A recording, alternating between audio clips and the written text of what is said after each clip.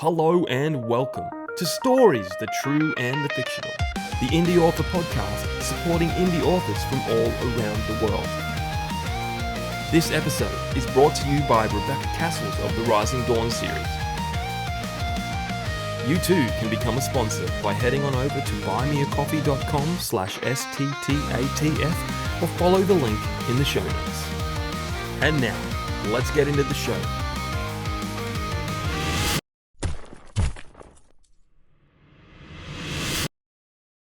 Warning. Listening to this episode may cause your TBRs to grow in size. Hello guys and welcome to a brand new episode of Stories, the True and the Fictional, the indie author podcast supporting indie authors and indie creatives, as you'll see from this episode, all around the world. I am one of your hosts, J.A. Bryden. With me always is our resident reader, Ryan. How we going, Ryan? Living the dream, mate. Still living the dream. Been back on the reading train this week. Finished reading a little sneak peek of your next book, which was absolutely amazing. The sequel to Ancora.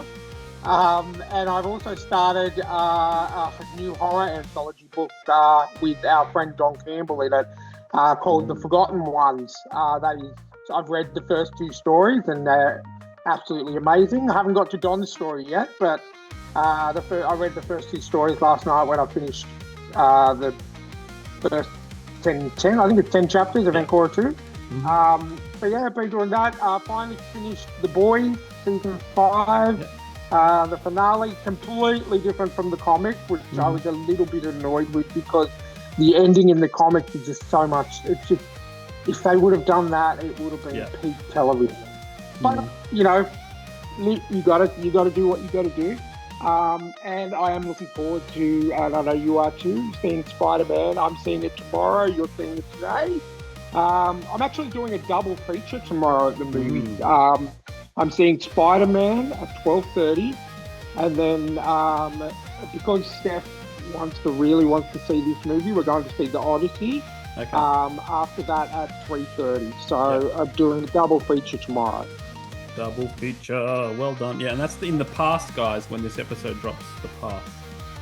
And both the movies, I don't know if you know Spider-Man 2, Spider-Man Brand New Day, runtime is 2 hours and 25 minutes, and The Odyssey is 2 hours and 41 minutes. So big movies tomorrow, big movies. That's it. Guys, a bit of news, I guess. We're approaching creepy season, spooky season, horror season. So we have we've started prepping for October, where it's going to be pretty much all horror authors. It's going to be a horror collective for a story pitch round, which is going to be absolutely fantastic. We are in the process of getting Don Campbell, as you mentioned, back on in spooky season. So great friend of the show. He'll be back on for that. Like I said, all this stuff, all this organising is happening in our Discord. So if you want to join the Discord, reach out. We'll give you the link, and you can jump on in and join the fun. Were you saying something about Don, Brian? Yeah, Don's second novella for July dropped yesterday, which I pre-ordered and I got myself a copy. So he's got two novellas that came out this month, so I'm looking forward to having an in-depth conversation with him about those when we get him back on. Yeah, it's going to be fun. Guys, check out our sponsor, Rebecca Castles. Check out our honorary sponsors, Janelle Schiecke and Alexander Robb. All their links are down below. Buy some merch. We have shirts, we have mugs, we have Ryan's shirts. I haven't bought Ryan's shirt. Ryan should buy Ryan's shirt. Ryan will buy Ryan's shirt eventually. That's it. Maybe he'll get one for Christmas. I don't know. But we've got merch if you want to support the show.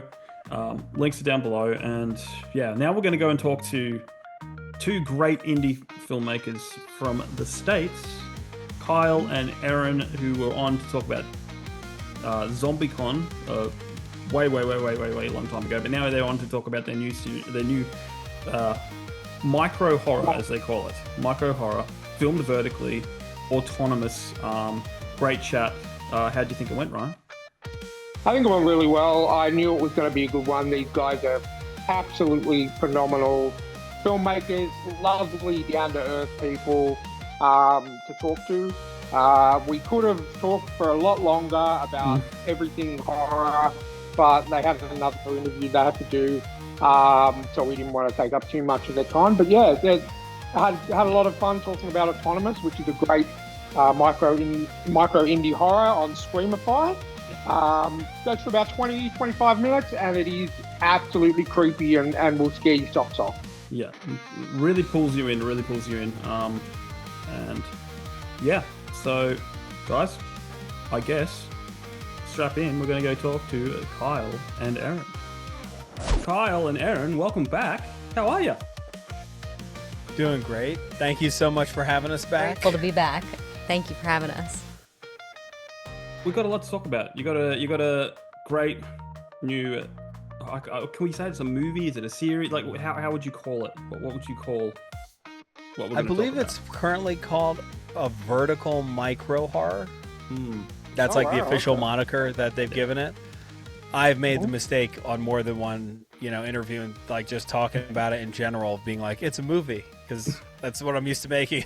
So rolls off the tongue more naturally, and it took about as much effort as making a movie. So Yeah. It's dealer's choice. It's a different format. It's a new way of watching it. So you can consider it a series broken into episodes or like a film that you're watching in bite-sized chunks. I think either one applies. Well said. Cool. Well, that's why she does most of the talking.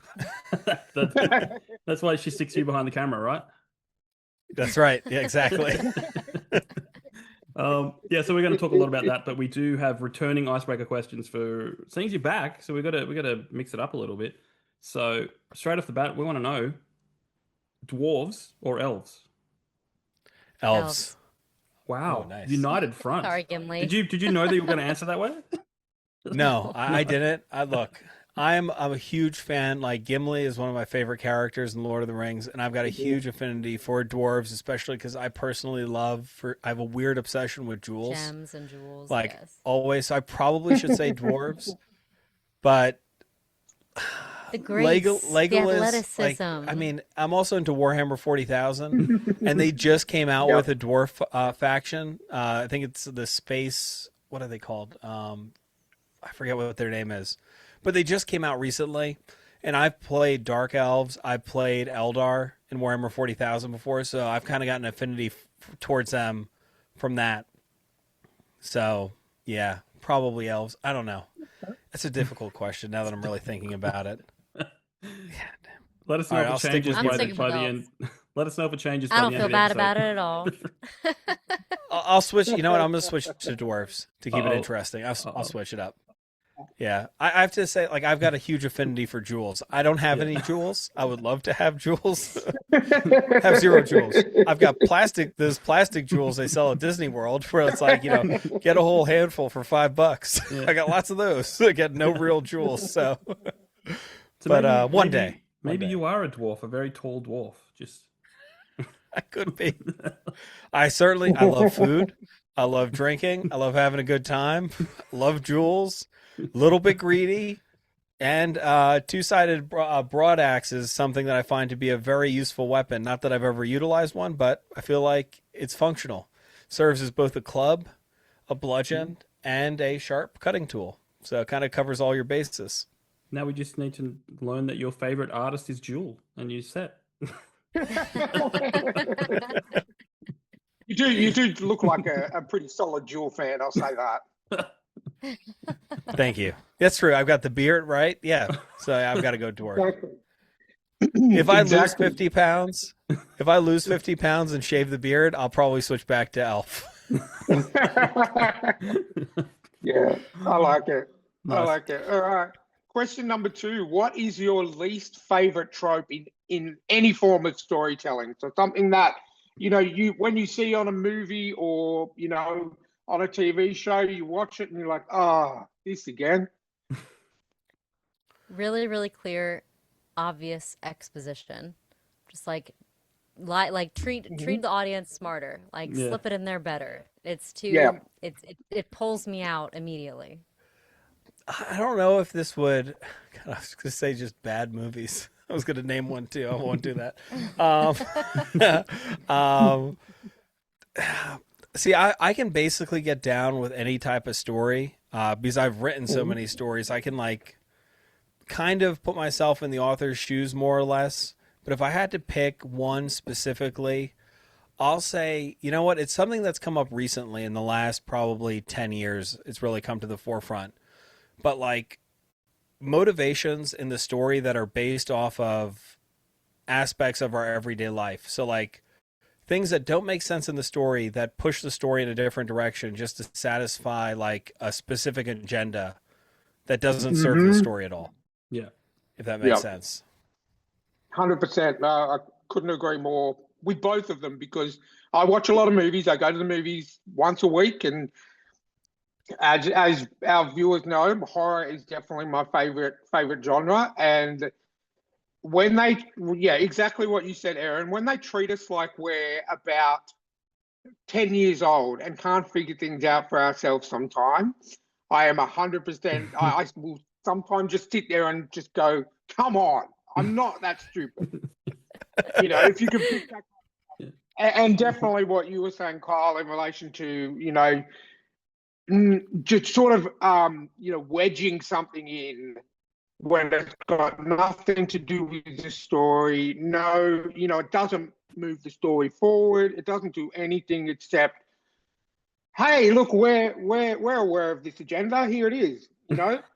If you're a good writer and you're a good storyteller, you'll be able to work that into the story and not make it feel like it's just wedged in for the sake of being wedged in. Exactly. Mm-hmm. Yeah. I don't mind. I don't begrudge anyone adding, a message to a story, but just like you said, right, it needs to be done in a way that is invisible. Like I don't want to know that it happened, right? It should just fluidly happen within the story. And it should feel natural when you're watching it. And I think honestly, if you're actually trying to change things with stories and push agendas like that, it behooves you not to do that because that's the best way. That's the only way to really drive your point home and make people see what you're talking about. If you just shove it in their face, people either get frustrated or they don't pay attention. So exactly, that's it. Exactly, 100%. All right. One of my favorite questions is, if you could have a talking animal sidekick, who would you pick? Or what would you pick? And what kind of voice? If you got a voice, James L. Jones is a popular one, but that's a solid Morgan choice. Freeman sometimes. I'm gonna go with a a drunken badger with the voice of Joaquin Phoenix. Wow. Yes. Gosh. That is a great answer. Now I pale in comparison. Wow. Okay. My first thought was hummingbird because I'm obsessed with hummingbirds. That's a great choice. Yeah. I gotta say though, I kind of want it to be like a dragon where it could Oh, I should have said dragon. I changed my answer to dragon. I changed my answer to dragon. But I have to be honest, hummingbird was first, but it has to be able to expand in size and then shrink back to the size of a hummingbird. Okay. But still, when it expands to the size of a dragon, still having the flight pattern and dynamic ability of hummingbirds because I'm obsessed with them and they're the most aerial flyers. The things that they do are insane. So I'm gonna say hummingbird, and with voice, I'm going to have to go with Robin Williams because that would be pretty damn entertaining and comforting. They could be strong. It could be funny. It could be heart-filled. Whatever you need. I think that's kind of cheating. I chose too quickly. I switched to dragon with the voice of Robin Williams. I don't want to be stuck with this drunken badger with Joaquin Phoenix's voice. No, because the thing with Robin Williams is he was so good at doing all the voices, so you just picked all the voices. Right. He could do the drunken badger Joaquin Phoenix probably better than Joaquin Phoenix could do. Yeah, exactly. He was fantastic. I would pay top dollar to get that footage that because they left Robin Williams when he did Aladdin, and they do your thing, and it was 78 hours or something of just Robin Williams just going, bleh, and I'm like, give me that. It's funny that we're talking about this. I actually saw something pop up on my YouTube feed. I'll have to try to find it and send it to you guys because it's now buried in my watch history. But a couple days ago, I saw someone do a little, they were just doing a 10-minute doc on Robin Williams doing that, and they had footage that I had never seen before of him in the voice booth. And it was only limited clips, but I don't know where they got it from. So wherever they sourced it from, there has to be more of it, I would assume. I want to see it. You got to dig through your watch history. I need it. Well, he seems like the kind of guy who he would have fun. He could stay in a voice booth for an hour, for 8 hours, sorry, and just keep going, whether they're recording or not. You know what I mean? Like, I really like that pick for, the hummingbird, because I always figure you want someone who's got that fast-paced energy, because to me, when I think of a hummingbird, I think of the wings, and you can never really see the wings because they're going so fast. And so Robin Williams can pop the jokes off, pop the observational humor off, bang, bang, bang, bang, as fast as you would need for the hummingbird. So I think that's a very, very good choice. Yeah. Now I need it in my life. Now I'm just sad that it's not real, but that's okay. Maybe it'll be in a good dream tonight. Yeah, I know this is kind of off topic, but I'm such a big Robin Williams fan. I feel like, I need to say something else here, but I was watching something else and I heard the story about him going to see Christopher Reeves in the hospital when Christopher Reeves had, was going through one of his surgeries, and Christopher Reeves was feeling really down, and Robin Williams came in the full, gown and everything and the face mask, using a Russian accent, and he's like, "I have the suppository," and just cracked him up completely. And so it's like, you just seem like, such a fantastic human being. I don't think I've seen a Robin Williams movie that I have not liked. He's got that range. He's so famous for, the comedy and the voice acting, but then, he also, 1 Hour Photo is a fantastic psychological thriller. And the fact that he could go to that place was unbelievable. I could not believe that was Robin Williams when I was watching that. The man just had so much range, and every single one of his movies, I could go off after we talk. I could go and watch any of his movies and enjoy it just as much as I did the first time I saw it. He was a true talent. Absolutely. Yeah, it really was. Definitely. All right. Question number 4. What book or story or, video game or anything would you like to see adapted into a film? That's a good one. No, I'm drawing. I've got 2, so I'll answer for me and Erin. Oh, no, okay. But Warhammer 40,000, I would love to see adapted into, a series of films. I think, I've, listened to, read as many books as I possibly can. I haven't read all of them, but the universe there has been so fleshed out since it came out in 1987, and it's such a rich, complex story with such interesting characters that are flawed and powerful, and you have everything from the flaws of humanity that we deal with all the time, plus the flaws of alien species that require you to kind of bend your brain against what you normally know to see what they're going through. And you got also giant guys with guns, which always makes all the story more fun.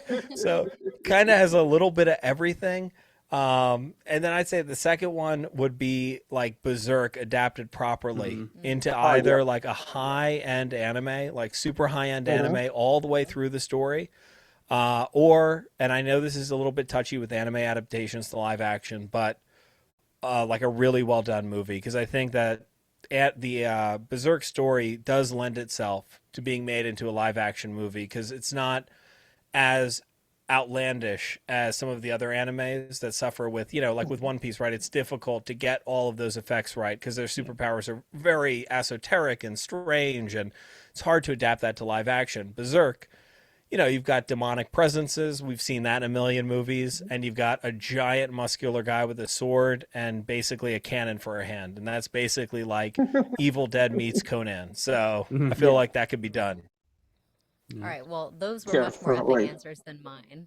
I'm currently in a I'm currently in an audiobook. I think it's the the 6th of the series. It starts, the first one is The Bridge Kingdom. And so right now that book series is on my mind. So I would say that it'd be great. There's like action, political thriller, romance. It's awesome. So I would say that.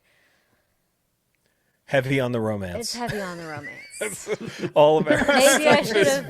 Maybe I should have said that the first genre in the list is romance. But I feel like there's a lot of other like nuances to it. And if you just look at it as the romance, which it is, it's there, then you'll just get distracted. Alex carefully slips the sheets over Jessica's leg. There are no Alex, there are no Jessicas. I know, I'm making and the this up. romance I've never read series the books. are much more enticing than that. Well, I don't want to go too crazy with it. That's true. I don't know what this podcast is reading. So, you know what? That's probably a good idea. There's also this really, like, I read this book, and it also is a series, but the first one I think is called Hawk Song. And it was when I was probably like 15, but it always stuck with me that would make such a good movie series because it has a lot of like mythological creatures, like they're kind of demi-human, and like one society, they can transform into hawks, like especially the royal line transforms into hawks, and the other ones are like crows, the soldiers are different types of birds, and then the other one that they're warring with are like serpents, and again, it's like descending levels of snakes. And in order for the war to finally end after generations, of course, like the prince and the princess, one from each, are betrothed and they're enemies, and you know they obviously fall in love and all this and that and the other. But that one's really good too, and I think that would be epic to watch brought to live action. I'm into some mythological and romance right now for sure. Cool. Awesome. We'll get James Cameron on the line after this and organise it all. Fantastic. I think you find that we just need to get them the funding and they can do it themselves. Oh yeah, exactly. Well, you guys are good enough to do it yourself for sure. Hey, I would not begrudge a phone call with James Cameron. That's my filmmaking hero. So, you know, if we need to start there to make this process get going, like, I'm totally fine with that. Would love to, you know, head down to New Zealand and Australia. I've never been to that part of the world. Make a fun vacation out of it. Wouldn't be bad to meet Peter Jackson too, since we're adding people to this list. So, you can have a talk about dwarves versus elves. Yeah, maybe take a tour of Weta Studios. You know. Yeah. Can you guys set that all up for us? That'd be great. Yeah. You know. Yeah. We'll book our tickets tomorrow. No trouble at all. I'll I'll get right on it. I'll talk to these people that email me all the time, and you know, like the Nigerian scammers. See, that's the new scam, right? For the new world. It's like, hi, I'm James Cameron and I want your story for my new movie. Just send me this much money and I can get the process started. I get emails from them all the time. Like, well, the last one was James Patterson, like the big author over from, he lives in Florida or something. And I was like, okay, I'm going to do a reply, but I'm going to research James Patterson as much as I can. He lives here. And I just picked out a restaurant and I go like, why are you messaging me when we just met yesterday at this restaurant at this time? And and then never heard from them again, you know, mustn't have been James Patterson. That's a brilliant tactic though. It's fantastic. There was a time while we wait for Ryan to come back on, because I think his internet just cut out. I tried to sell back to the scammers. Like I said, I've got a book on how you can approach scammers better, you know, and essentially it was just like how to approach authors and stuff. And then it opens it up and it says, don't, you know, that they just kept trying to market we'll help you market it. I go, but it's for you. You know? That's funny. That's good. Oh man. Yeah. There are a couple movie ideas I feel like I've got stored in the back of my brain for how to get back at scammers. I feel like everyone's dealt with a scammer at one point or another. Yeah. I think there was a movie that came out about 2 years ago that was about this like same thing where someone attacked. I think it was Jason Statham. The right. Well, like went to beekeeper. Beekeeper, right? Yeah, he like went after a call center or something. Yeah. Yeah. A lot. It was actually a pretty good movie. Like, because you know, with Jason Statham, it's the same movie 20 times, and then there's a good one. Like, you know, it's like the same formula, same thing. This one stood out. Like, I feel like Liam Neeson has also fallen into that trap. Although, to be fair, I'm like, I always buy all the movies and watch them, and I'm like, that was actually pretty good. I can't get enough of this guy kicking ass. Let's keep going. There is something comforting about knowing what you're getting into. Yeah. You know, it's like a late night, fun popcorn, ice cream, pick your poison. Well, speaking of Jason Statham, though, there was a new one that came out just last year. I think it was called the lightkeeper, housekeeper or something, but he was stationed at a lighthouse and like a little girl washed up, and he basically had to, save her, clear his name. He was like a super agent or something. Well, I mean, obviously he's a super agent with all the skills, so it's like exactly. But yeah, that was fairly good. I enjoyed that one.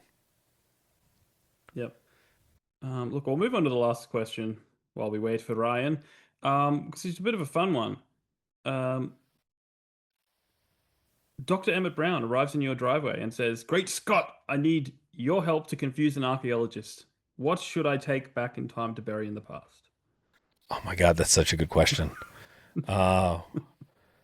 Well, I'm going to have to say, because of the interview that we're doing right now, definitely a Waymo. And are we using like real science terms like this thing? Like should we consider like how fast it would degrade, rust, or decompose in the soil, or will it just be like in like an airtight box? Let's just say there's magic involved. So it will survive. Oh my God. I mean, I think the easy answer would be like a charged cell phone. Like that would be very interesting to find like back, but oh my God. Okay. I've got it. A book with all of like modern day history written into it. Oh my God. But it has 15, and so all of that's totally accurate and correct, like to the T. Yeah. But the last 5 chapters of the book, I get to make up however I want. So they read through the whole book and then they just assume all this stuff is going to happen. Yes. That's good. That's good. I like it. How extreme would you go though? Like, would it just be like crazy, or just? Oh, it would get more extreme as it went on. It would be like, the first ones would be like, I would try to like do my best to forecast, okay, the next year. And I would be like, at the end, be like, if you've diverted this much, you've crossed into a different timeline. We found out that actually happens because I'm a time traveler or something. I thought you were going to say like Kyle Valle becomes emperor in 2027. Sure. Yeah. Oh, we'll pencil that in there, of course. Yeah. And he gets all the jewels. He gets all the jewels. If you're reading this, if you don't give Kyle Valle a big chest of jewels, the entire world explodes. We found out that happens. He has a drunken badger with the voice of Joaquin Phoenix. I can just see the drunken badger dressed up in the Joaquin Phoenix Joker outfit, just walking down those stairs doing that dance. See, I was thinking of Gladiator and with his character. Oh, yep. No. The prince. Oh my God, I can't believe it. Maximus. It's Aurelius's son. Maximus Aurelius's son, right? Well, anyway, we all know who we're talking about. Like the deep shadows under the eyes, like evil looking. That'll be pretty funny. He's got the Roman armor on, and the crown. Like, who's really the emperor here, Kyle or the badger? The badger's always issuing commands, like drunkenly, like, "Give me the boy, give me another drink." I like it. And its hands are too small, so it can't do the thumbs down or thumbs up, so they never know if someone should live or die. Yeah. It just whispers in Kyle's ear, and then he has to do it. Now become a slave to my imaginary pet. You were almost there. Yep. You were almost emperor. I think I'm gonna have to put that on our story pitch graph. Yeah, right? definitely. I'm gonna write that right now. A drunken badger with the voice of Joaquin Phoenix in his, dressed in his character from Gladiator's outfit. Yeah. Drunken badger voice. Yes. you've contributed to our game already without even thinking about that. That's well done. That's the imagination of filmmakers there, right there. I'll tell you that. Thank you very much. Cool.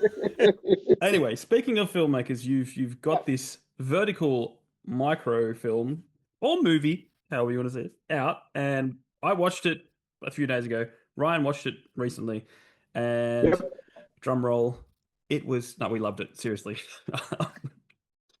Definitely. Thank you very much. That's awesome. I'm so glad to hear it. I really like when excuse me, whether it's a book, TV show, or movie, where it's contained essentially in one environment. So within the self-driving car, a really great example is Ryan Reynolds' Buried, where it's 90 minutes of him in a coffin underground. Do you know what I mean? Like, I think it would be very hard to do that and make it as good as it was, because you don't have other scenes or other areas to work with. You just have to focus on the two characters in the car, or three characters eventually. But I absolutely love. That's one of my favorite tropes of storytelling is a story set in a contained environment, and you guys did that amazingly well. Now, thank you so much. Before we pour more compliments upon you, why don't we wind back a bit and go, like, tell us about it, how it came to be, what's the micro plot, I guess. Okay, I'll try and keep it as succinct as our micro horror. Screamify licensed ZombieCon Volume 1 for Screamify's platform, and we got on a call with the founder of Screamify, Sean Overbeek, who's amazing. And after chatting for probably 30 minutes, he's pitching us about how they're doing micro horrors. He says there's a script that he's written called Autonomous that's about these, Waymo-esque type driverless. Anyway, it goes on. You've seen the series. We loved the idea. He sends us the script after the call. I think later on that night or the day after, contracts are being written. Kyle's already in pre-production. It was just like that fast. Yeah. Yeah, it came together. I keep thinking of things that the Drunken Badger would say, and they're all obnoxious. So I was going to try to chime in with something cheeky, but I will not. No, it was fantastic. And the team at Screamify, like Erin was saying, after they gave us this project and we got right into production, I was going back and forth like I normally would, like, okay, do you want to see storyboards? What do you want, like, how in touch do you want to be with the project to make sure that we're kind of on the right track and we're delivering what you guys want to see? And the founder, Sean, was just like, oh, no. We love ZombieCon. We trust you guys. You do your thing. And I'm like, we just do our thing.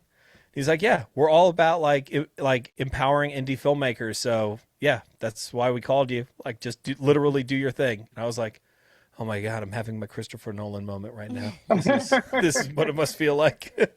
But yeah, they were fantastic. And they gave us total like carte blanche to just see it through to the total end. And of course they approved everything. Few editing notes, but they were just fantastic to work with. Would love to work with them again. It was just a beautiful start and finish with them. People actually are what they, purport themselves to be. And they say that their platform that's all about independent horror and especially championing independent filmmaking. And then we're the independent filmmakers that they're literally championing and doing just that. It was amazing. It was. And how cool would that have, how awesome would that have made you feel when you were talking to the writer and just going, how do you want me to do it? Do you want to see storyboards? And him just saying, hey, we loved what you've done. You do your thing. Like, how good would that have made you feel?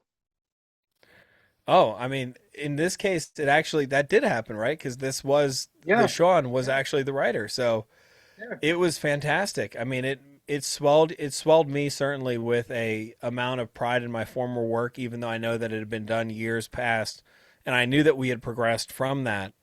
But for someone to have that much confidence in us, off the bat and out of the gate, was something that I've never experienced before. So it was a truly special moment and something I'll certainly remember forever. It was fantastic. Oh, definitely. That's amazing. Sorry, our dog is our drunken badger is trying to get on the couch right now. Yeah. That's all. I have every time we record, just to my right is one of our couches, and one of my two cats will sit there and demand attention while I'm recording and talking. So I literally sit here and I'm patting my cat the whole time. So I get it. Animals just want attention all the time. All the time. And this poor guy, he has dealt with having a baby sister so very well. Yeah. Like, obviously, our attention has been split, you know. I think he's half the time concerned, like, should I have a diaper? Should it be being changed? What's happening right now?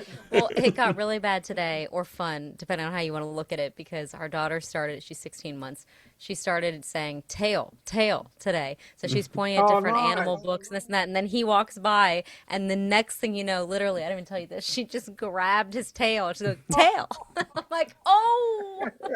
But he's so cool about everything now. He just is sort of like, I'm getting away now. This is my cue. I don't want any part of this. And he plays in her ball pit all the time. That's like his new favorite place. Yeah. I don't know why, but yeah. They're thick as thieves. She shares all her food that drops from the high chair. Like, it's fine. They got a great relationship. Oh, that's awesome. That's awesome. Yeah. So why did you choose the vertical angle? Like, was that something that they wanted to do when they gave you the script, or was that something you decided to do? Like, what was the thought behind that? So that was something that they specifically requested when they were pitching this, because they wanted to roll out these three similarly formatted micro horrors at the same time. Sorry, I'm trying to concentrate. The dog is dancing on my lap. When they approached us with this, I asked them at first, you know, because we did shoot it on an Arri Alexa. We have an Alexa 35. And I asked them if they wanted us to shoot open gate. So they could essentially have vertical, right, as long as we cropped it like that. Or if they wanted to extend it wider, I mean, the sensor size in an open gate format, you're almost getting the same height vertically that you would if you just tilted it vertically, a little bit less. But he said specifically they wanted to go full in on the vertical aspect ratio and to shoot, literally turn the camera horizontal and film it vertically. Which I also respect, because it almost felt, the moment that he said that, it's like point of no return. Love it. Like, we're 100% committed to this. Yeah. No, it was it was an awesome experience as a filmmaker, because not only were we dealing with a brand new piece of technology in regards to the Waymo, which I felt was like a very cool thing, because how often does something like that enter the world and then you're actually telling a story about it, like on the forefront of it. And we're doing it in a brand new kind of way that's not like, you know, super mainstream.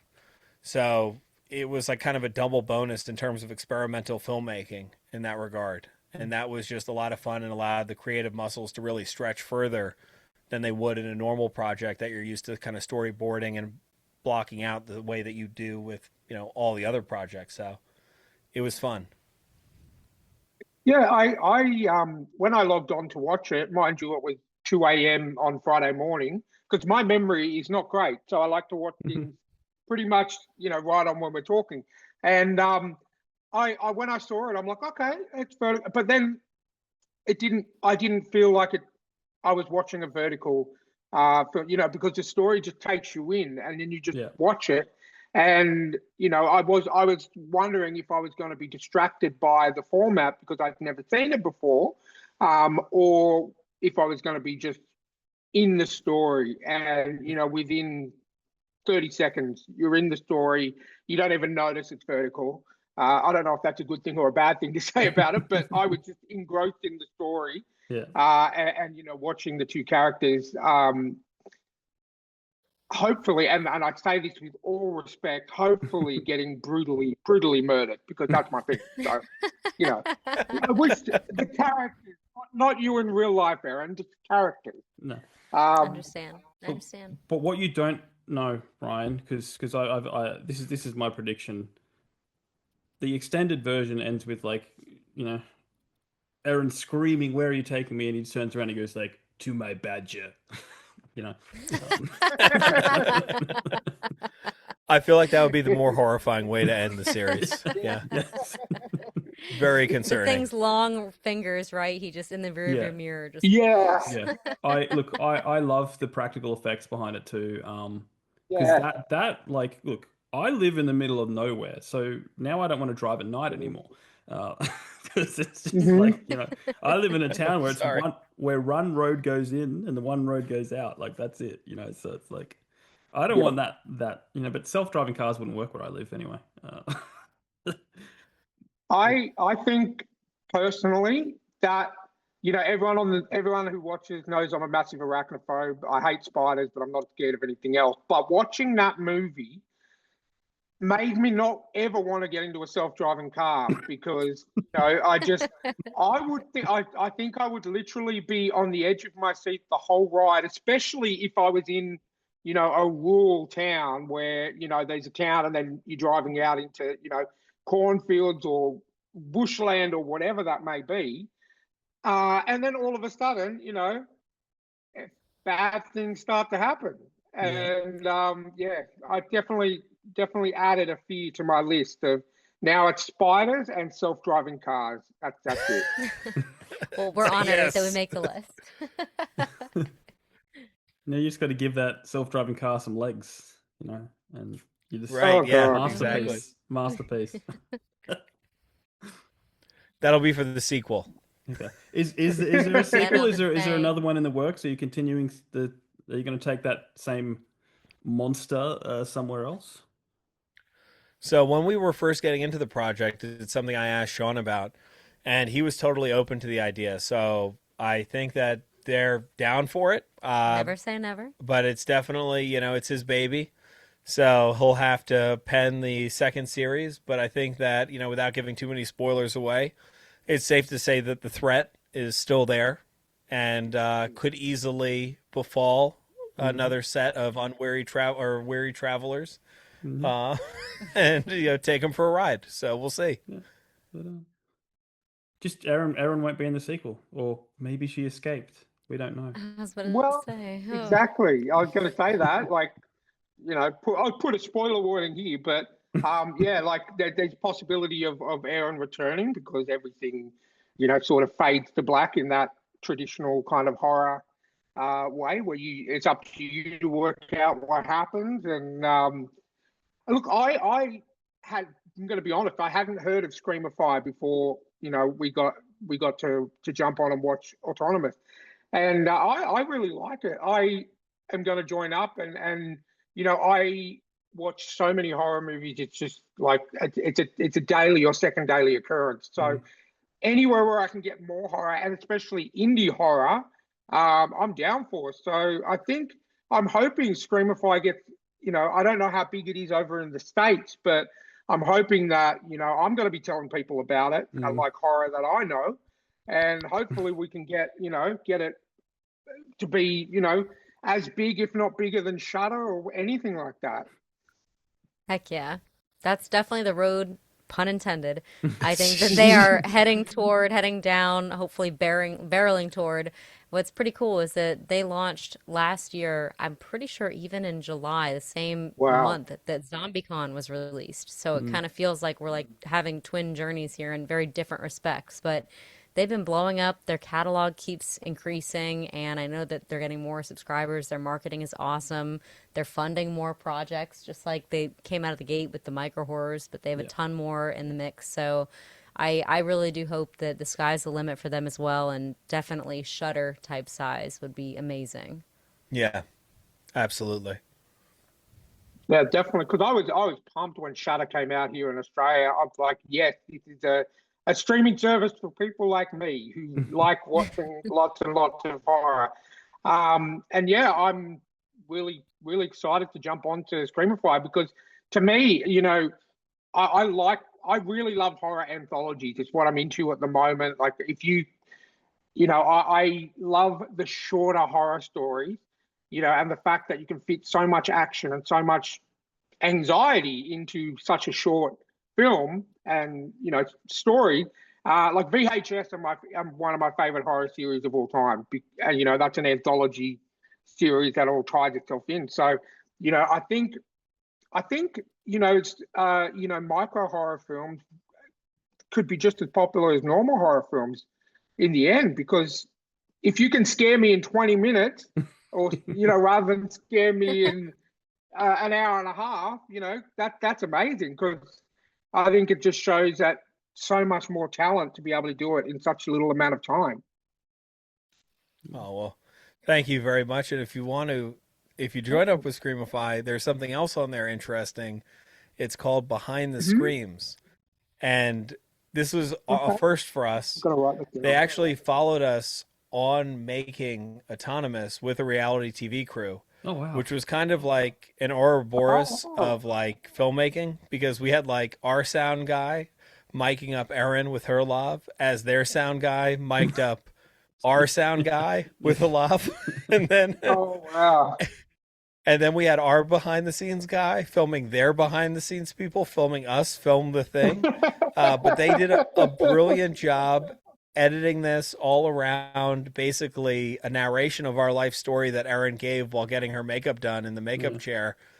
And it was just like, I didn't know I could look so cool. I was like, wow. Okay, yeah. Well, I got to tell everyone about this. This is probably the coolest I'll ever look in my life. Everyone should watch that behind-the-scenes documentary. You did, and I have to echo that it was insanely cool, because I thought that when I, watched the, I guess, rough cut, because we got to preview it before it came out, I thought that I was going to log on to Screamify and get to watch it, and it was going to be us making Autonomous. And then the first, 5 minutes of this thing is using my narration from the makeup chair, like Kyle was saying, but they've spliced in all the footage of me telling the story of Kyle and I getting together, meeting in Los Angeles, starting a production company. So I didn't think it would be so kind of like us filmmaking couple centric, and it was pretty wild watching a little documentary about your life, and then the cool, bit of Autonomous in there too. So I 10 out of 10 recommend it. A great experience. Did it feel like The Office, with Steve Carell, I think it would have been very different if they'd followed us any other day. I definitely added a little deadpan sarcasm in there. Yes, Kyle did. I can't get away from it. I'm very sarcastic, and I was like, they got a camera on me. I'm doing 30 things in my head mentally and trying to figure all this stuff out. And I don't know why, but I went on a tangent about our car shaker. And I was like, and this is Chad Tolson. He's the guy who shakes the car for our poor man's process. It's a highly trainable skill. Be careful when you do this. He went to school for this. And I think my parents were watching it, and they were like, there's a school for that? I'm like, no. You have to be very careful when Kyle talks with sarcasm and dry humor, because he just delivers it so flatly that it sounds just like he's speaking normally. Yeah, well, I'm the same. He doesn't lay it on thick. There is zero thickness there. It's my secret tool. It's how I can be obnoxious but get away with it. I was just being sarcastic. So when that thank you for letting me know that. I wrote it down I have a list on my phone of all the guests that recommend horror movies and horror things to that. So I just added that. So I'll check that out. But did you feel any extra pressure when you had the team filming you while you were filming the fact that how did you feel about all that? Yeah, I definitely think it adds a little bit of pressure. But, that was probably only for the first, I'd say that's when we were not filming, right? So that's as I'm they're asking me to tour the house, and I'm setting up the camera and stuff, and, building a camera rig like that is kind of complex. So I'm just making sure I don't mess anything up, but I'm also trying to make it interesting. Once we got into the actual filmmaking, my blinders kind of go up, because I'm okay, I know exactly what I want to see. I know what I want to do. And I'm zeroed in my space. But outside of rolling or about to roll a shot, there was definitely a little bit of knowledge of a camera being there. But these guys were so professional. Honestly, I think that kind of just faded away. I'd say probably within the first 10, 15 minutes, it just kind of disappears into the background of all the other people with the equipment and everything else that's happening. And we had a guy filming behind the scenes, Jeremiah Baker, for the entire time that we were working. and he was constantly with his cell phone filming. Or no, he had a little DJI, one of those new little cameras that has like the gyro or the stabilizer built into the top. So it looks like a little stick. It's like impossible to see where it is or what's happening. And that was probably more unnerving because the first day I'd realized I was being filmed for the last half an hour. And I'm like, what did I just do for the last half an hour? Did I embarrass myself? But no, it all turned out great. And they were very cool with the editing. I think the way that they cut it together was fantastic. And the end product is actually something I've gone back to watch a couple times just because I thought it was like interesting to see. I was like, oh yeah, I remember how we did that now. Because after post-production, a lot of production kind of goes out the other ear. So you're kind of like just focused on what you're doing at the time to get the project done. Yeah. For me, it was just like with acting, like you're nervous kind of going into it because there's just a million things and variables and you just want to do your best. And so you're thinking, oh, what if this happens? What if this happens? And you're all in your head. And then the moment that the cameras start, just that, like Kyle said, it fades away. You don't think about it anymore. So yeah, it was a great experience. It didn't help us at the end of that day that they were following us because we were at a location. It's a very long, it's not super long story. Basically, we had negotiated the rights to use the front door of this building alongside the door to the restaurant. These folks own the restaurant inside, and it's kind of a large office building. Well, we get done with the inside stuff at the restaurant. We get to the outside, and I was a little bit hairy about this. I had a legal contract worked out, and it was like, guaranteeing rights and usages and all this stuff, and they signed everything. So we were legally in the clear from our side. But the security guy starts giving me the stink eye, and I'm like, oh, God, I know exactly what's going to happen. 5 minutes into rolling outside, he comes walking up. He's like, what are you guys doing out here? And it didn't help that, right, I've got a huge Arri Alexa. And then there's, all my people. And then there's a whole other group of people filming us, filming this thing. I'm like, we could not be more conspicuous. Like, this is terrible. It looks way bigger than it was. Right. And, and he was just not having it. So, he basically kicked us out, which, obviously doesn't help with the stress level as you got this crew following you. You're trying to put on a professional show. Yeah. And you're like, well, I don't think James Cameron gets kicked out of, his shooting locations. But here we are. So I manufactured a circumstance, and I was like, I'm rambling. You could see some of this in behind the scenes, and I'm just like, I basically put the camera on the tripod, kept it rolling, whispered to the actors, hey, guys, we're rolling. Like, when I give you the sign, I drop my hand, go do the thing. And then I'm just sitting there bloviating for like 5 minutes, and he's good at that. I'm like, this is just what happens when you're making films. Stuff happens, and filmmaking, right? Like, it's indie films. Like, it just goes on. You only see a little bit of the documentary, but I sound like an idiot because I'm just trying to fill space. And we get enough time to pull the car around and have the actors get in. I'm like, all right, good, we got the shot. And the security guard then comes waltzing back over, and he's like, are you still filming with that camera? I see a red light or something. And I'm like, oh my God, I didn't know it was filming. Thank you so much. You're saving me so much media space. And turned it off. Like, okay, we got the shot. Let's get out of here.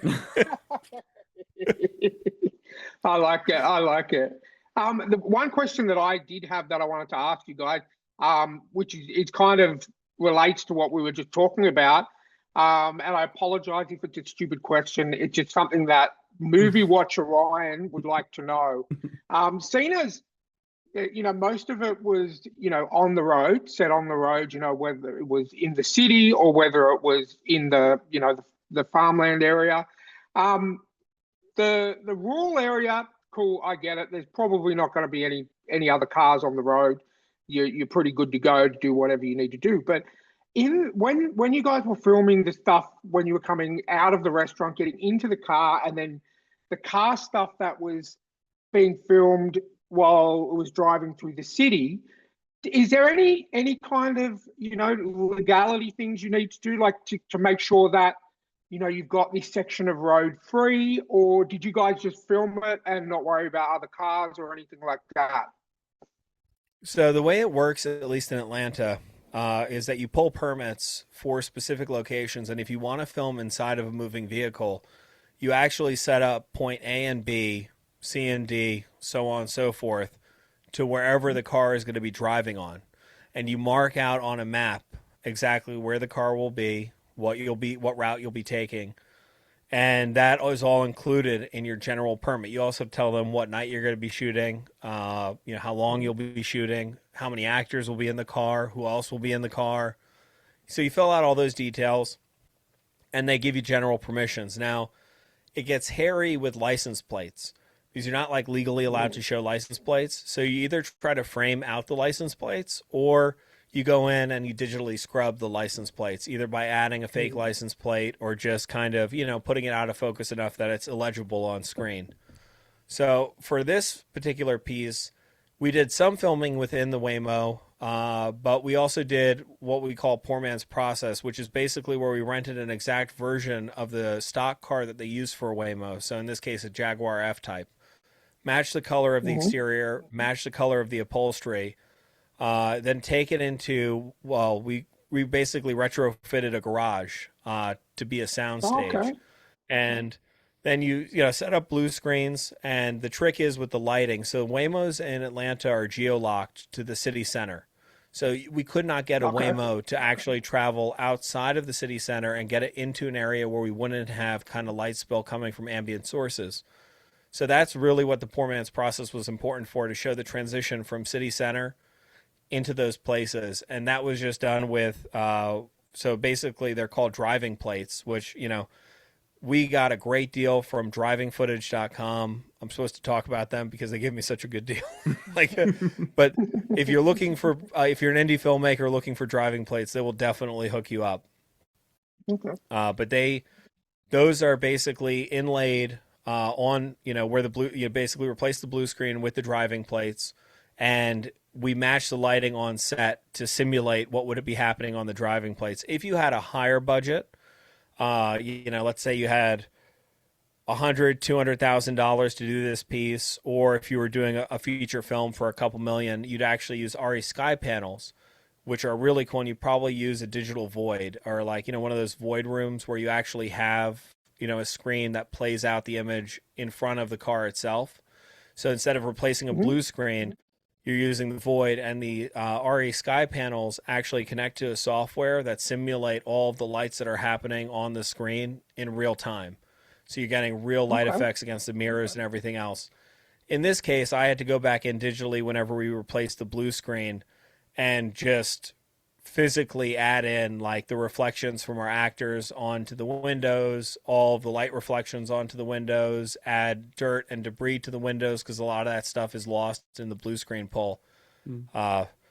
Much more time consuming than I thought. It was probably a longer answer than you wanted, but that was the Kyle whole. went into this filmmaking wise, treating this with, and I think it shows, with the total respect of a feature filmmaker. This was in no way a short series, anything like that. And it was no, this is the top level cinematic quality that he could muster, given the timing and the budget, of course, and the story limitations for what it was. But I think that's why it turned out so well, because with you didn't cut corners with the way that you were approaching any aspect of filming this. Thank you. No, 100%. You couldn't, from what you just explained on, what you had to do, aside from the blue screen and all that, and go in and physically, you could not tell. If you told me, hey, yeah, we filmed everything on the road, perfect, I would have been, yeah, cool, I believe you, because that's what it looks like.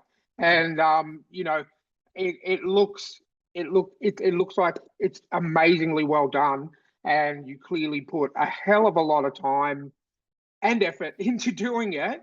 How long did it actually take you from start to finish? With just that curiosity, how long did it take you to get from, yes, we're going to start, we've got the rights to the project, we're going to do this, until it was finished? So we had finished the paperwork by the end of December.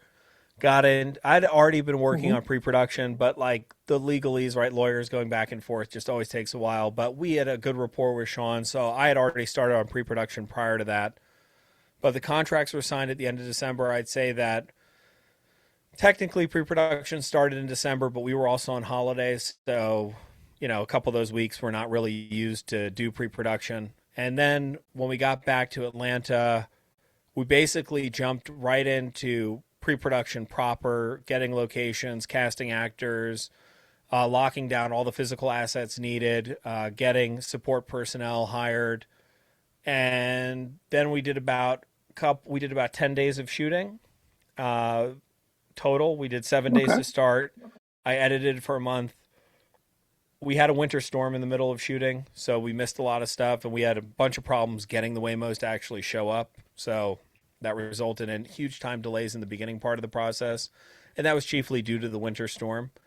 Then we went back to get 3 more days of basically pickup shots. And then I was probably doing all of the post-production for...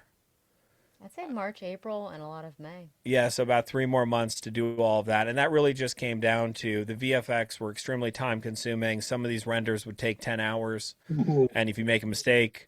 Right, you can imagine to basically watch it back, compose it, and watch it back in full resolution might take 5 hours. I'm just throwing a number out there, but you're better off just exporting it and hoping that you got it right.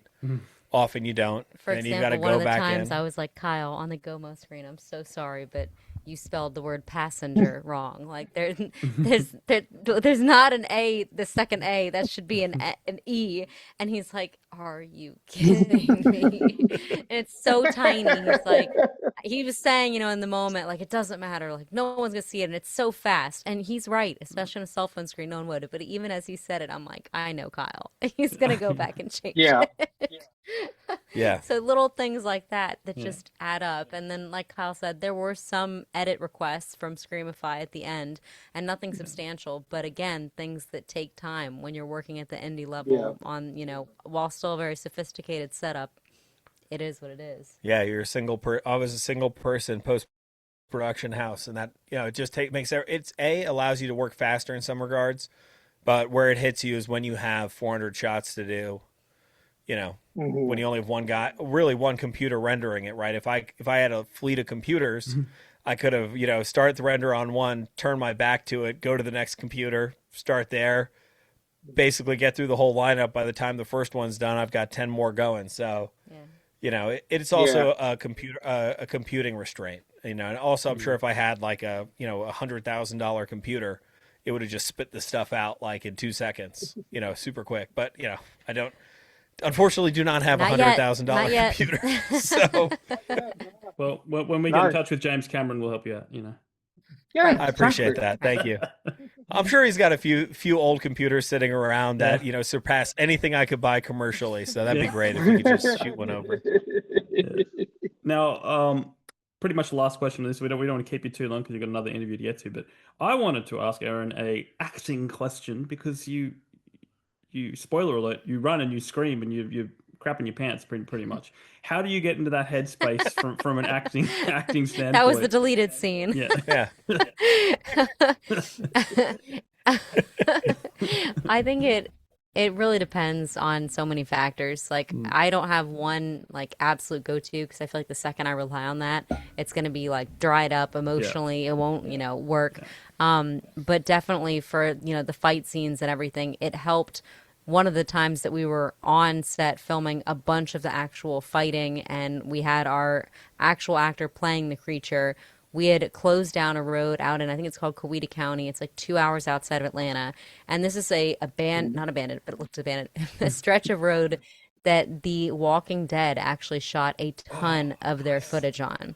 Yeah, so anytime there's cars there that are abandoned or like zombie chasings, anything, because it's this gorgeous, long, lone country road surrounded, it's double yellow lanes surrounded by very mature forests, and you can't, as Kyle pointed out, you don't have any light spill from the city, which is actually very difficult to find all these pieces and in a place that you can rent and shut down the road and all those things. And so we were able to shoot that, and I will tell you, we've done a little bit of the shooting of the, like monster and fight scenes and being scared in the garage with the poor man's process blue screens ahead of time. But the night that we did that, everything like gelled. Then I could take all those actual memories as well of being in this like complete, because we turned all the lights off a couple times when we were just, adjusting and saving battery. And it was pitch blackness. You hear nothing, like no signs of civilization. You can truly picture how horrifying it would be to be stuck out there with no cell phone service. No one knows you're out there. The car is now your enemy and locking you in. I mean, you just have no hope at anything. It's horrifying. So it depends on the day, it depends on the scene, but there's a lot of imagination, there's a lot of memory that goes into it, and taking the feelings of nervousness or pressure or stress that I have in real life and pouring it into that character in that moment, for sure. It probably helped that our actor who played the monster was a friend of mine that we got on a whim. This is his first acting job he's ever done. Wow. But I wanted a huge, big guy. Was 6'8" plus, and his shoulders were proportionately broad to his frame. Like he's actually like a jack guy. He kind of looks like a John Cena, like really tall John Cena, basically. And so, when we got him all dressed up in the getup, I remember filming Erin and Dominic in the car, and he's standing behind me. And I'm just like, you just feel something like, whenever you've got a presence behind you. And I turned around for the first time and I saw him in his full costume. I was like, oh my God, like, what the fuck? Take the mask off. We're not filming you right now. You're fine. I was like, come on, man. Well, that was so some of the more creepier scenes in that were literally when he was at the the rear door and just bent down, because you could tell he was huge, like tall, he was quite large, but just the whole leaning down, looking in the window, when you guys were yelling at him to go away, get out of here, and he was just sitting there, and then just the tap with the fingers. I mean, that was creepy, and it didn't help that I was watching it at 2 a.m. in the morning, but it was I could tell you had quite an imposing stature of a man as the monster. And when you look at the traditional like Kane Hodder, as Jason from Friday the 13th, he is huge. That man is freaking. He's a giant. And when you get those huge, massive, tall, built, stocky guys to portray something that is utterly terrifying, I think it's definitely gonna scare the crap out of a lot of people. Heck yeah. Yeah. And I know Kyle had said that we got the exact model of the Waymo, like it's a Jaguar F-Type. And for luxury vehicle, the back seat, I know because I spent a lot of time in that back seat filming, is surprisingly tiny. I'm 5'2". I was wearing heels, so like maybe a little bit taller, depending on the moment, but it was cramped back there already. And then you put him back there looming over me, and it just, he filled the entire space. It was like being enveloped by this thing. It was great. Can I make a guess? He's like probably the nicest guy you've ever met, like some gentle, friendly, nicest. like Michael. I was Clark deciding Duncan. whether or not to tell this bit, like after the first one or two like takes of fighting, and he's clawing. Yeah. And Kyle calls cut, and he looks down, and his gloves have got blonde hair, like all over them. And he was immediately like, because he's one of our friends, he's like, oh my God, I'm so sorry. He's like, I ripped out your hair. Don't tell my wife.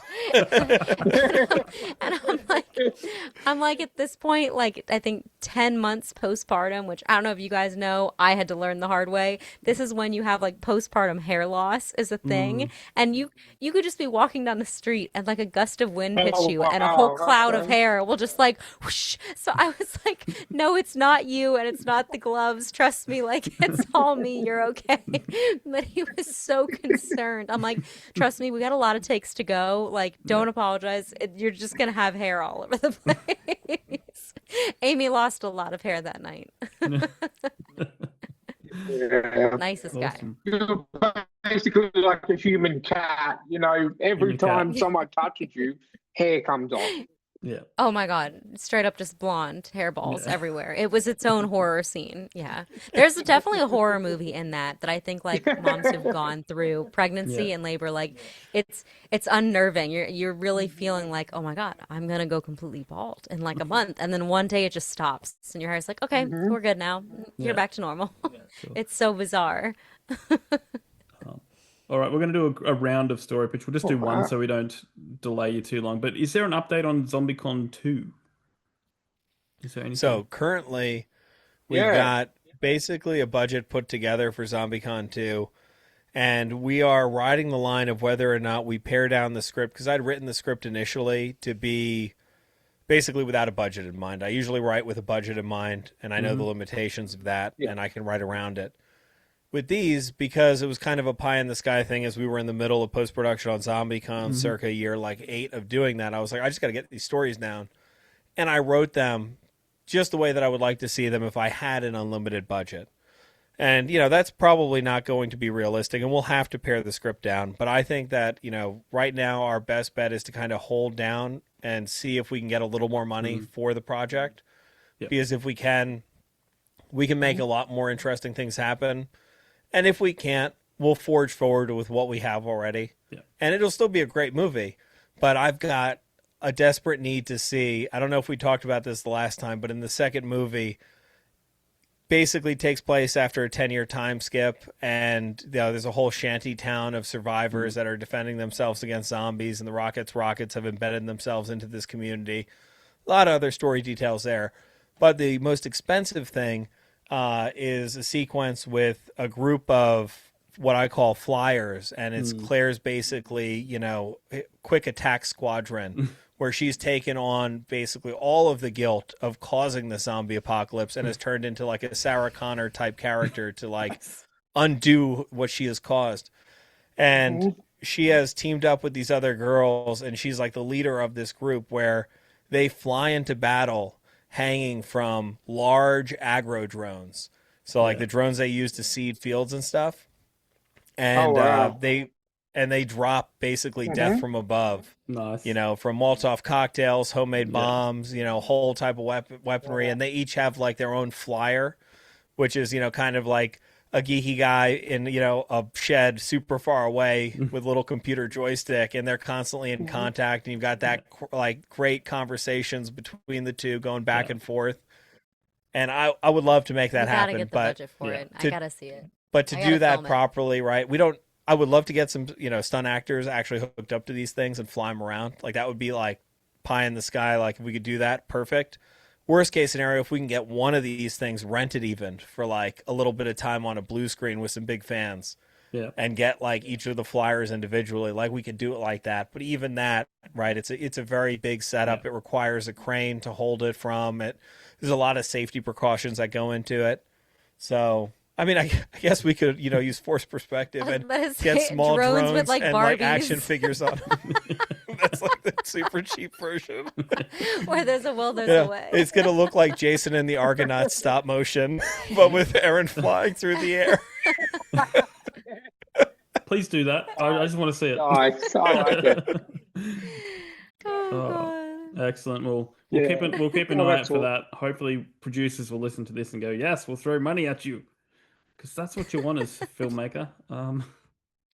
Yeah, absolutely. That would be wonderful. Yeah, if we could have that scene at the end of Obsession where the money starts falling from the ceiling, that would be fun with me. Yeah.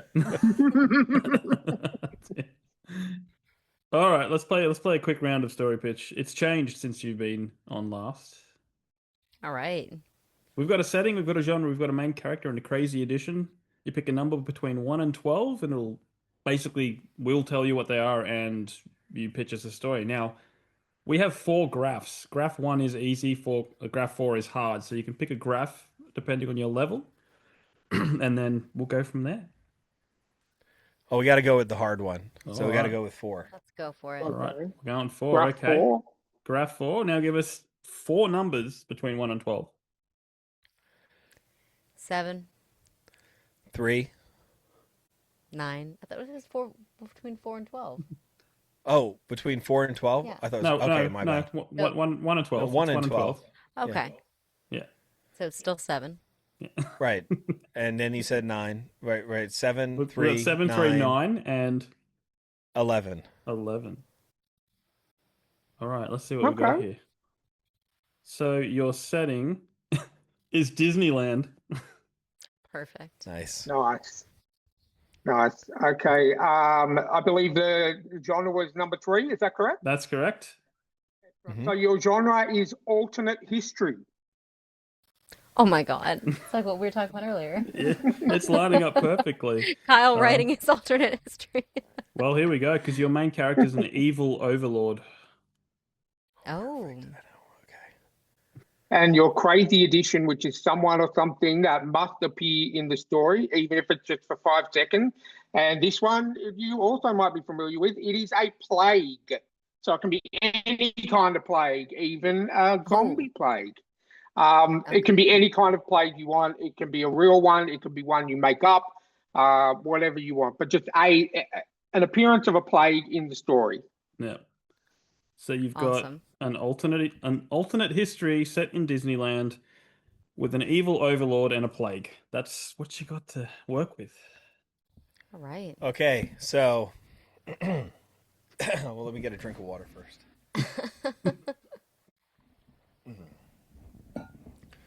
So, in this alternate history of Earth, pleasure has been replaced with pain.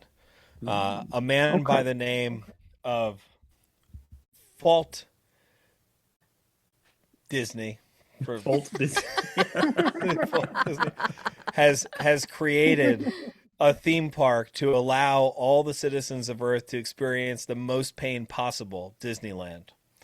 Our story follows a group of pain-seeking adventurers who are looking to max out the pain score on all of the rides at the park. But little do they know, the worst part is truly the line for every single one, because the theming is not super fun, as you can imagine, because obviously the rides are horrific. So along the way in the line, not only are you waiting for eternal stretches, but you are getting punished brutally, mentally, physically, spiritually. Although one of our heroes, who can withstand more pain than anyone else that he's ever met, decides that this isn't enough and has brought with him a special cocktail of chemicals, which he has chosen to release at the park in order to bathe in the chaos it creates, releasing a plague which spreads infectious boils across not only all of Disneyland, but all of Southern California, resulting in a pain-filled apocalypse utopium, giving our characters a happy ending. I like it. I like it. Fund it immediately. I want to see It's your next movie right there. I know, it's a happy story, right? Because, they're all about pain. So this is like... That's what they want. Nirvana. Yeah, exactly. This is their Wizard of Oz. They're getting all their wishes. I like it. I like it. Well, thank you so much for joining us, guys. It's been a blast as always. Y'all, it's been a pleasure. Thank you so much for having us back. It's so much fun kicking it with you and getting to chat autonomous. I can't wait. Hopefully we'll be on for our next project too and get to catch up on life and create some more ridiculous, amazing stories that definitely need to be seen. Yeah, I'm going to have to animate that badger. But no, thank you guys both so much. It's like... it's such an honest pleasure. It's fantastic to talk to you both. Yeah, and don't forget to make a little claymation of Erin on a drone as well. That's... We must. Oh, yeah. That's I'm stealing one of my daughter's Barbies. I already got an eye on one. It would be perfect. I grew up watching the old school horror movies, like the black and white ones, and there's one called The Giant Claw. And there's people on a train and they're looking at the window screaming, going, ah! And then it cuts to a model train, an obviously model train.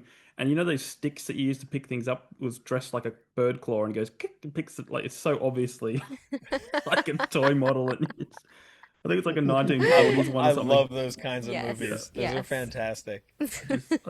No budget, no problem. Yeah, that's it. Yeah. All it is the imagination. Exactly. Exactly. Anyway, let's give you the floor. Plug away anything you want to plug. Obviously, autonomous. But the floor's yours. Go check out Autonomous. It's on Screamify. The app is available on iOS. I think it's Google Play. Basically, wherever you can buy apps, there it is. Or go to their website, screamify.com. It's $2.99 a month. So it's amazing, well priced. You get a ton of awesome indie horror as well as classics. They keep adding. But yes, check out Autonomous first. Check out Behind the Screams. And go check out us at Big Squid Films. That's where we're at on Instagram, or ZombieCon Movie. And definitely send us a DM because we manage our own socials. So don't be a stranger. Well said. Nothing to add to that. I'm terrible at all that stuff, so what she said. I believe the term is ditto. Ditto. Yes, ditto. Awesome. Well, guys, I will leave all the links down in the show notes. Please be sure to check that out for all the stuff that can creep you out. Even Ryan, self-driving cars. So until next time, if you want to reach out, thetrueandthefictional at gmail.com, reach out on the socials, join our Discord if you want to come on the show. There's an easier way to get on the show through that. And check out our sponsor, Rebecca Castles, our honorary sponsors, Janelle Schiecke and Alexander Robb. All their links are down below. And yeah, keep supporting those indie creators, and we'll catch you on the next episode. Yay! Thank Bye. you. Bye.